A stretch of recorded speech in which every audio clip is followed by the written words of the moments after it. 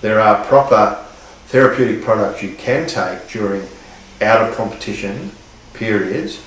Now it's very important to remember that substance might be taken, say, on a Wednesday, and an athlete may believe that's out of their system for a competition on the Saturday. If they're tested in competition on that Saturday and, say, for example, still have cannabis or had some nature of stimulant in their system, then they will be subject to the imposition of penalty, which could include bans. Now it's very important to remember this. Now we've had the situation in the recent past with notable footballers where they believed a drug that wasn't subject to out of competition testing was still found to be in their system a number of days later in competition testing, and which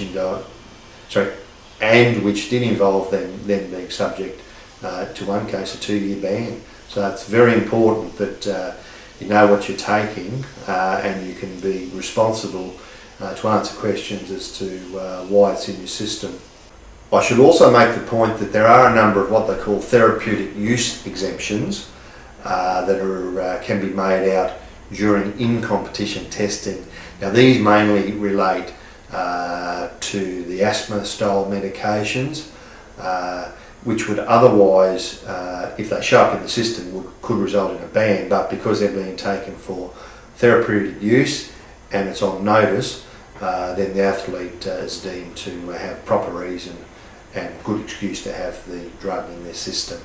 Now if I could just turn to the substances which are banned all the time. Now these are the anabolic agents, the hormone treatments and the diuretics. I'll just give a very basic expansion on that. Now anabolic steroids, we all heard of Ben Johnson and the muscular growth, the things that would help an athlete with strength. I should also note that there are a number of other steroid preparations which assist athletes in various forms. The fact that an athlete may not be caught with a muscle bulk helping steroid doesn't mean that they won't be subject to penalty. So be very, very careful what you take. This also extends to the various protein powders. ASADA asked me to particularly mention that on their statistical analysis, up to 15% of the powders do involve preparations that would come up as banned substances within their lists. Now they've indicated that the main major brands like Musashi, they're fine. There's a lot of control and science that goes to their preparations, but they have said that many of the preparations that are brought in from overseas may well give an athlete a problem with testing, so be very careful.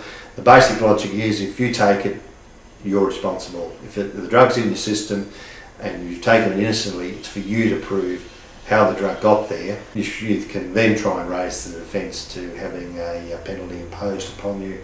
Now I think I'll leave it there. On the verbiage to this little video, I've put up the details for the ASADA website. Please look at it.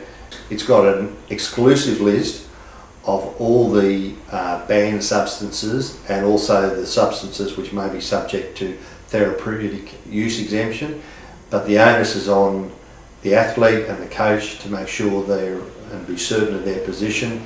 There's plenty of help available, as you'll see from the website, so please consult the website, consult us, and it's a big learning experience for us as a federation as well as our coaches and athletes, so we're all in this together, so let's try and make sure we have certainty to avoid any unfortunate mishaps which could affect an athlete's career. Thank you.